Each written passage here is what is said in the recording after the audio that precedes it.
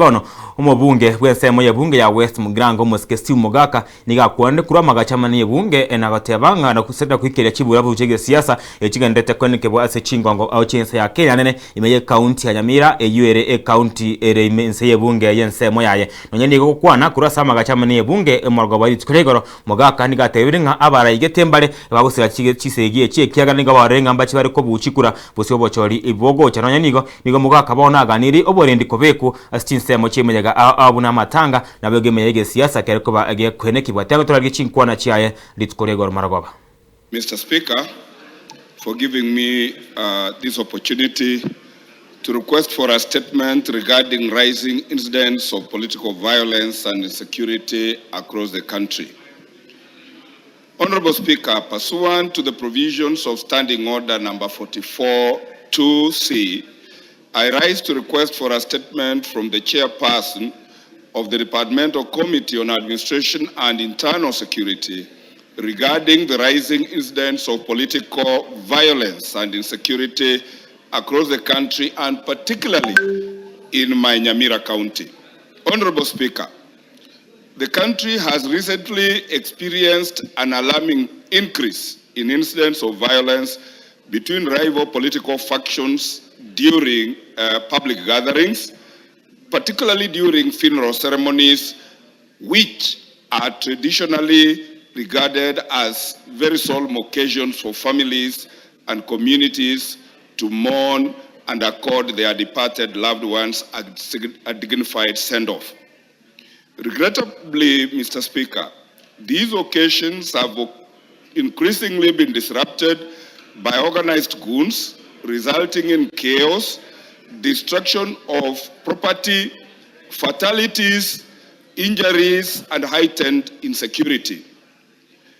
On 25th June 2026, Mr. Speaker, for instance, a seemingly organized group of unknown origin disrupted a funeral ceremony at Endereti in CHIBURABURU constituency.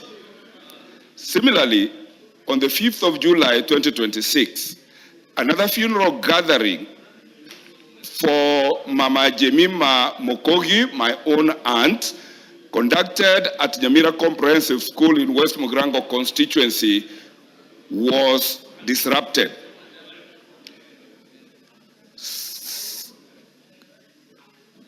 By an organized group led by political failures, causing panic and disorder. More recently, Mr. Speaker, on the 24th July 2026, yet another funeral gathering was violently disrupted by another unknown organized group.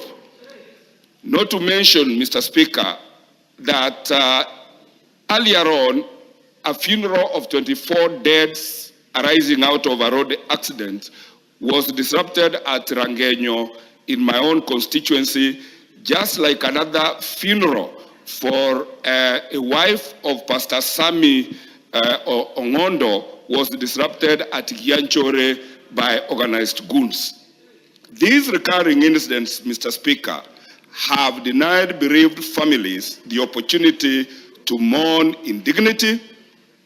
It has exposed mourners to fear and possible physical harm, and it has undermined the very constitutional rights to security, peaceful assembly, and freedom of association that are fundamental rights under our 2010 Constitution.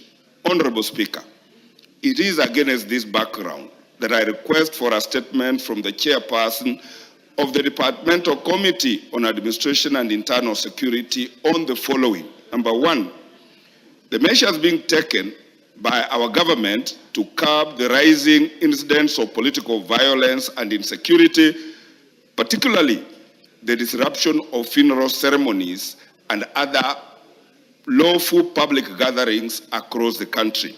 Number two, the status of investigations into the recent incidents in Nyamira County, one of which I personally recorded as an OB, particularly the disruption of funeral gatherings in CHIBURABURU and my West Mugrango constituency.